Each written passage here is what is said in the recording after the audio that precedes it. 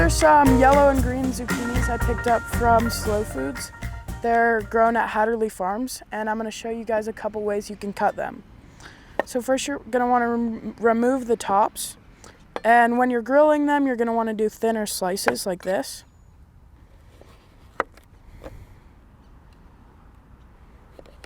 And these are super easy, you can just throw them on the grill. But if you're sauteing them or putting them in anything like that, you have a couple options. So the first thing you can do is some larger slices like this.